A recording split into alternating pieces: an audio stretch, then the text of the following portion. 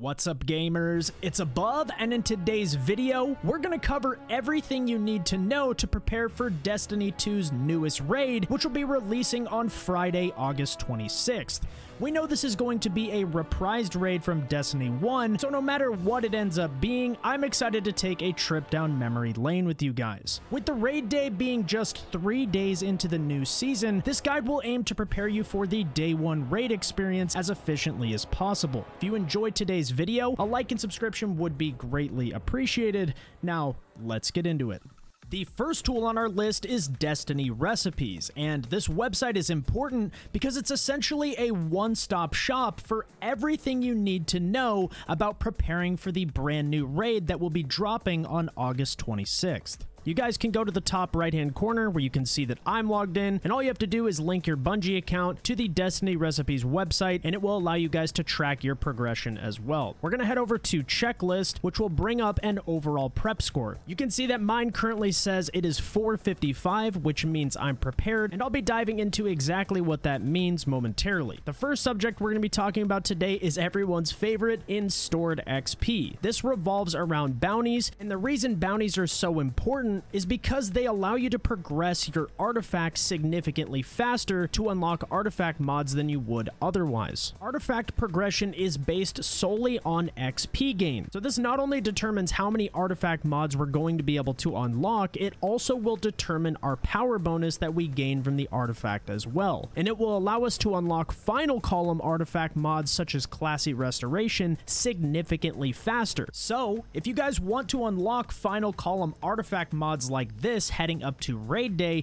you're going to need to bounty prep to ensure you have the XP necessary to do so. And as always, I'll have you guys covered with an artifact overview video deep diving into the must unlock artifact mods heading into raid day. Heading back over to Destiny Recipes, you guys can see here that I will end up being level 7 on the Seasons Pass as my prep stands right now. And what's cool about this is that I've only prepped for one night, and I already have 700,000 XP stored. You can really make a big dent in just a few days, and as you guys can see here, that 700,000 XP will equate to 6 artifact mod unlocks already, as well as a +4 power bonus on my artifact. You guys can casually grind this out over the next several weeks, and I have no doubt that you guys can hit anywhere from 20 to 25 season pass ranks by the time the next season rolls around. That'll equate to roughly 2 million XP, which is easily achievable with the strategies we'll be covering today. Another great feature of this website is that you can click Show Bounties, and it will reveal everything you've completed across your Hunter, Warlock, and Titan. Your completed bounties will be lit up, while the dimmed out bounties are ones that you have for potential resources heading into the new season that you've yet to complete. Weekly bounties will be worth 12,000 XP, and daily bounties will be worth 6,000 XP. So the more weekly bounties that we can collect heading into the new season, the better off we'll be. There are currently 28 weekly bounty sources that you can acquire on each of your 3 characters. This will give you significantly more XP, so we want to min-max these as much as possible. There is 1 weekly bounty that comes from Dares of Eternity, and even though the API shows 3 weekly bounties total, you can only ever hold 1 of these at a time. We also have 4 weekly bounties that come from Varix and rotate randomly at 2 per week. There are 8 clan bounties, so if you guys are in a clan, you can pick up 4 of these per week, and they do rotate randomly as well. With that said, there are certain clan bounties that are significantly more annoying to complete, so you'll have to determine if your time investment is worth the 12,000 XP or not. For example, 10 Gambit games with teammates takes significantly longer than something like 10 assists in Crucible. We also have 2 weekly bounties from Shahan in the Cosmodrome, 4 moon bounties, 2 that come from Eris, and 2 that come from the Lectern. There are also 9 Dreaming City bounties that come from Petra, as this XP source has been fixed. 1 of these will come from the Blind Well,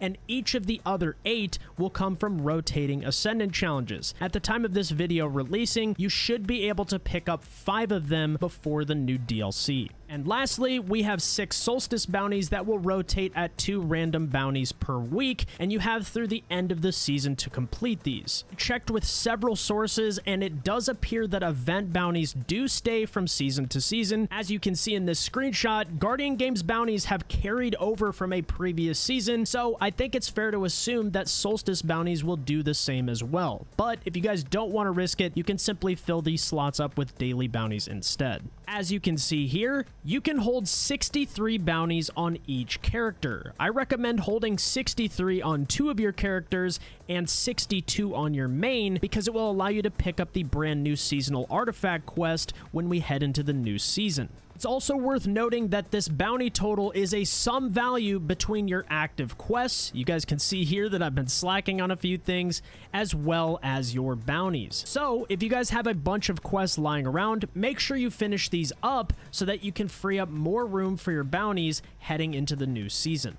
One other thing worth noting is that you want your daily bounties to come from planetary vendors. Why is that, you ask? Well, the likelihood of you visiting random planets at the launch of a new DLC is relatively low. But we will be going to the tower and visiting primary vendors to pick up their daily bounties, and so if you hoard these bounties in your inventory now and they happen to repeat themselves on the launch of a brand new season, you won't be able to pick them up again, which is just a loss of XP for you and your fire team. Especially when you know that we'll be playing Crucible and Gambit as well as Strikes to help us level up for the new raid. So you want to leave these alone as much as possible. I'm now going to hide the bounties and scroll down to reveal the resources that we need to prep for the brand new season. As you guys can see on the left hand side, you're going to want around 2,000 of each material. So I recommend heading to Master Rahul in the tower. And as you guys can see here, there are various resources that you guys can collect and check on a daily basis so that you're stocked up for the brand new season. And if you guys don't have the legendary shards or Glimmer to get you to the 2,000 material threshold, I wouldn't worry about it too much. Just make sure you have a decent amount of each heading into the new season. They also recommend collecting 3,000 legendary shards, 25 upgrade modules, which can be purchased in the tower. They also recommend 10 ascended shards, which you can collect from Grandmaster Nightfalls, Master Dungeons and Raids, and if you're a solo player, you can grind the core playlist to get your hands on prisms and ascendant shards as well. They also recommend 50 prisms, 200 enhancement cores, which I know are one of the hardest materials to come by, especially for newer players, but I actually have a little tip for you guys. If we go over to collections and then armor, and we go down to leveling, if you guys scroll over to the blue armor, you can pull any of these pieces, and when you do so, they'll pull at a level 5 armor value.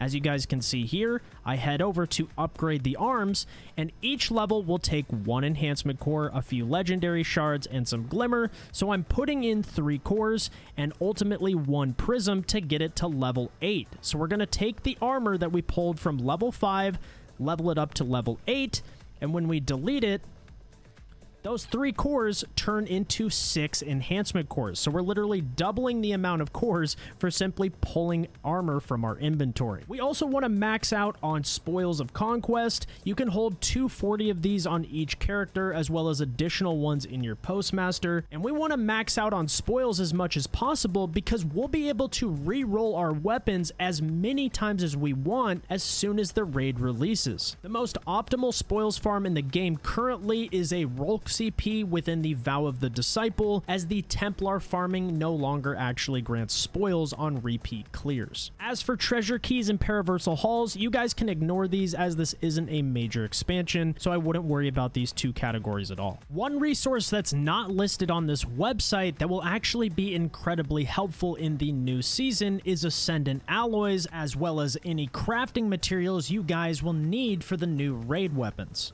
In case you guys forgot, you can actually pick up an Ascendant alloy for 400 legendary shards each week, and I highly recommend doing this if you're running low. And as boring as it may be, you're gonna want to finish your red box farming before the new season begins. This will make sure you can stock up on resonant elements, which will allow you to craft any of the weapons of your choosing, especially because the new weapons each season that are craftable are typically very strong. Just look at Palmyra, the Mida Mini Tool, Austringer, and Beloved from the past few seasons. The last resource that I want to cover is actually at the bottom of Destiny recipes, and that is Glimmer. You can hold 250,000 Glimmer on your account, but you can actually overflow your Glimmer storage by holding any of these ships, sparrows, and ghosts in your vault. As you can see here, when I scroll to the back of my vault, I'll have dozens of sparrows saved, and I use the other side sparrow because I know where it resides within my collections, and it's one of the sparrows listed on the Destiny recipes website. And this is super easy to do. Simply go to collections, go down to equipment, head over to sparrows, and the other side lives in season 3. So all you have to do is come over here, and for 5 legendary shards and 7,500 Glimmer, I acquire the other side sparrow. And though you lose a bit of Glimmer up front by pulling it for 7,500 Glimmer,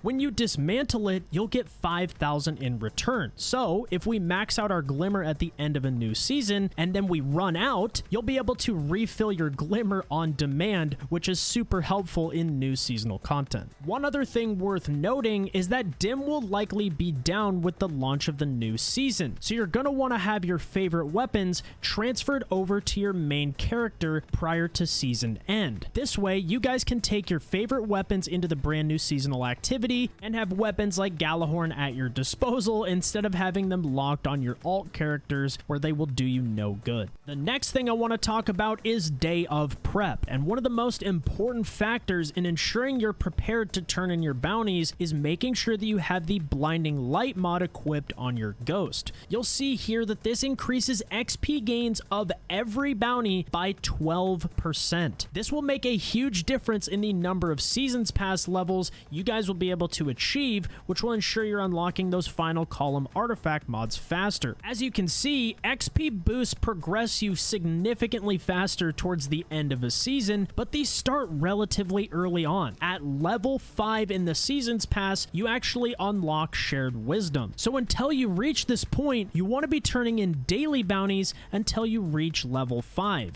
You'll then be able to stack blinding light as well as your fire team shared wisdom bonus, and that will give you even more XP when turning in things like weekly bounties, which will progress you through these seasons pass even faster. So our day 1 plan for the new season will look something like this. We'll load in on our main character, grab the seasonal quest, and progress it until we have the artifact unlocked. You do not want to turn bounties in until you have the artifact in hand, because otherwise all that XP you grinded for will do nothing for you. We're then going to group up in a fire team, slot blinding light on our ghost, and begin turning in daily bounties until we've unlocked shared wisdom, at which point we can then turn in weekly bounties on our first character. We're then going to rinse and repeat this process on our other 2 characters, which will ensure we've maximized our XP as much as possible, which should get you around 11 to 12 artifact unlocks, which should begin to get you towards the 3rd and 4th column unlocks almost immediately. If you guys found this guide useful and enjoyed the video, a like and subscription would be greatly appreciated. I'm just as excited for the new season as you guys, and I can't wait to dive into the new raid. That's it from me. Thank you so much for watching, and I'll catch you next time. Peace!